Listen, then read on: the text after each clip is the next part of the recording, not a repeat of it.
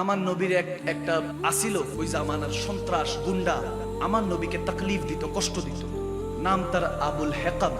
আবুল হেকাম, আবুল কি হেকাম বলার সাথে তো অনেকে চিনেন নাই আমি জানি, কিন্তু তার আসল নাম এটা হলো তার আসল নাম। আমার নবী তারে যে নামটা দিছে সবাই চিনে। সে সবাইকে বলতো আনা আবুল হেকাম, আমি হাকিমদের বাপ, হাকিমদের বাবা, পিতা, হাকিমদের কি পিতা, জজদের পিতা হাকিম আবুল হেকাম। আমার নবী বলে দূর বেটা তুই হলে আবু জাহেল। এবার মনে পড়ছে, চিনছেন এবার আবুল হেকাম বলছি চিনেন নাই। এখন যখন আমার নবীর দেওয়া নাম ডাকছি চেনা গেছে না? আওয়াজ দেন, আওয়াজ দেন, চেনা গিয়েছে? আবু জাহেল। আমার নবী বলতেছে মূর্খদের পিতাটা। এই জায়গায় বলতে হবে সুবহানাল্লাহ। এখানে কি বলতে হবে? সুবহানাল্লাহ। কারণ আমার নবী নাম দিয়েছেন। এক সাহাবা আমার নবীর পিছনে নামাজ পড়তেছেন, খোলাফায়ে রাশিদিনরাও নামাজ পড়তেছেন। 4 রাকাত নামাজ, নবীজি একটু তাড়াহুড়ায় 2 রাকাত পড়ছেন, পরে সালাম ফিরাই দিয়েছেন। কেউ আর কিছু বলে না, সাহাবারা কোনো কিছু বলে না। একজন বলে উঠলেন ইয়া রাসূলুল্লাহ নামাজ মনে 4 রাকাত ছিল, আপনি 2 রাকাতে সালাম ফিরিয়েছেন। এরকম কিন্তু অনেক সময় হয়, ইমাম সাহেবকে আমরা বলি কি বলি না, হয়ে যায়, মিস্টেক হয়ে যায়। আমাদের দরবারের এক মুয়াজ্জিন ছিল নাম বিল্লাল, আল্লাহ বেহেশত নসিব করুক, আমিন বলেন।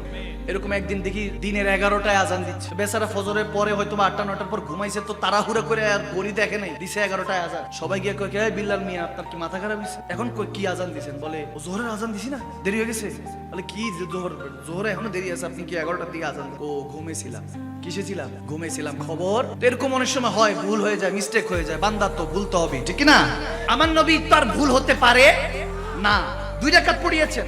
এখন যখন 2 রাকাত পড়িয়েছেন তখন একজন সিধা সাদা সহজ সরল জিজ্ঞেস করে ইয়া রাসূলুল্লাহ নামাজ মনে হয় 4 রাকাত ছিল। আমার নবী আবু বকর সিদ্দিকের দিকে তাকিয়ে বলেন আবু বকর কি 4 রাকাত ছিল? বলি ইয়া রাসূলুল্লাহ আমি জানি না। তো ওমরের দিকে তাকালেন আমার নবী, ওমর 4 রাকাত নামাজ ছিল? ইয়া রাসূলুল্লাহ আমি জানি না, আমার এখান থেকে বাঁচান। সুবহানাল্লাহ বলেন না। ওসমানে যুন্নুরাইনের কাছে যাক, আমার নবী বলার আগেই তিনি মাথা নিচু বলে ইয়া রাসূল আমার প্রশ্ন কইরে নেই না। সুবহানাল্লাহ কয় না, মানে ওনার 2 পাশে চড়া এরকম ছিল যে দেখতে এখনকার হাইট যদি বলি প্রায় 8 থেকে 9 ফুট। সুবহানাল্লাহ কয় না। ফারুক আযম ওমর ইবনুল খাত্তাব এতটুকু। আমরা তো নবীজির রওজার এখানে গিয়ে এভাবে দাঁড়াই, কিংবা মিলা দেখে আমি এভাবে দাঁড়াই। বুখারী মুসলিম শরীফের মুত্তাফাক আলা হাদিস খুলে দেখেন, বাবুল আদাব খুলে দেখেন, যারা বুখারী পড়ে থাকেন তেনারা খুলে দেখেন, হাদিসটা মওজুদ আছে। আবু হুরায়রা রাদিয়াল্লাহু তাআলা থেকে বর্ণিত। হযরত ওমর কামলিওয়ালা নবীর দরবারে কিভাবে আসতো জানেন? আমি যদি প্র্যাকটিক্যালি বলি, উনি এত লম্বা ছিলেন যে আমার নবীর দরবারে আমরা কিভাবে যাই? আমরা থাকি এভাবে, ঠিক না? আমরা নবীর আওয়াজ দেই, বুঝা যাচ্ছে?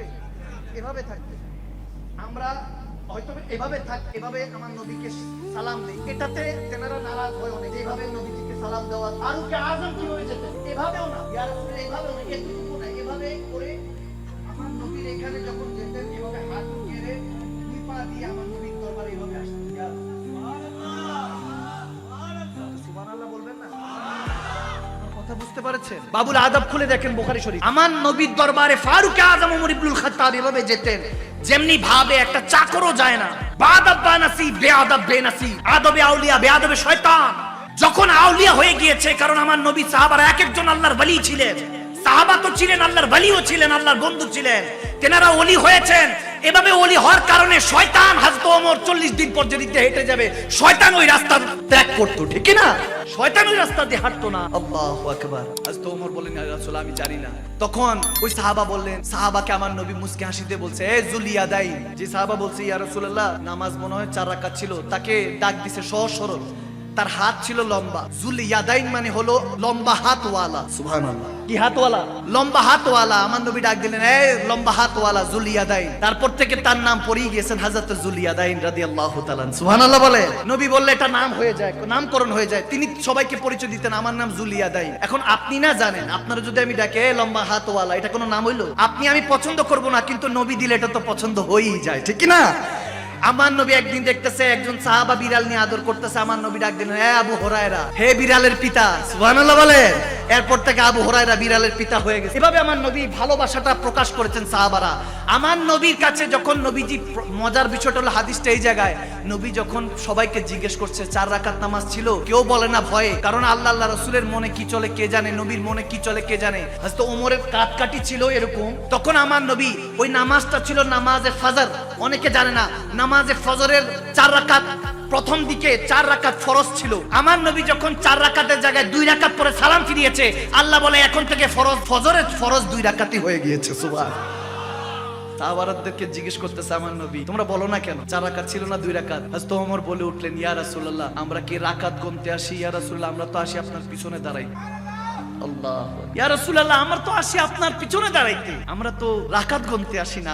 আপনি যেখানে বলবেন সেখানে। একবার নামাজের মধ্যে আমার নবী নামাজ পড়াইতেছেন, হঠাৎ হাতটা উঠে গেল। সবাই মনে করছে এটাও মনে হয় নামাজের অংশ, হাত উঠাইছে সবাই। আবার নবী হাত এভাবে করে সূরা তেলাওয়াত করে সালাম ফিরাইলেন। যখন সালাম ফিরালেন সবাই বলেন, ইয়া রাসূলুল্লাহ, হাতটা তুলছেন, এটা কি এখন থেকে এভাবে তুলতে হবে? বলে না না, পড়তে পড়তে জান্নাতের আয়াত পড়তেছি, তো ফাদখুলি ফি ইবাদি ওয়াদখুলি জান্নাতি পড়তেছি, জান্নাতে ঢুকে গেছি। একটা ফল দেখলাম, মনে হলো তোমাদেরকে একটু নামাজ পড়ে আমি তোমাদেরকে দিব।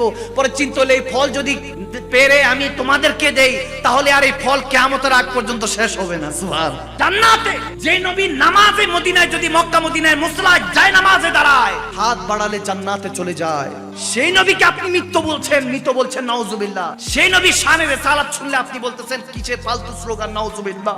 আপনি কাযযাব, আপনি মিথ্যু, আপনি নবীকে ভালোবাসেন নাই। আমার নবীকে ভালোবাসলে সাহাবাদের মতো হামজা রাদিয়াল্লাহু যেমন ছিল, ইমামে হামজা রাদিয়াল্লাহু তাআলা নবরাত্রি বিবাহতে বিবাহ করেছেন, বিয়ের মধ্যে বাসর রাত্রিতে নব দুলহানকে নিজের স্ত্রীকে ছেড়ে আমার নবীর হুকুমে ময়দানে গিয়ে রক্ত দিয়ে গোসল করে ইসলামের জন্য জান দিয়েছেন। তেনারা হলেন আসল প্রেমিক। এই জন্য আমার নবীকে যারা ভালোবেসেছে তারা উজ্জ্বল নক্ষত্র হয়ে গিয়েছে, ঠিক না?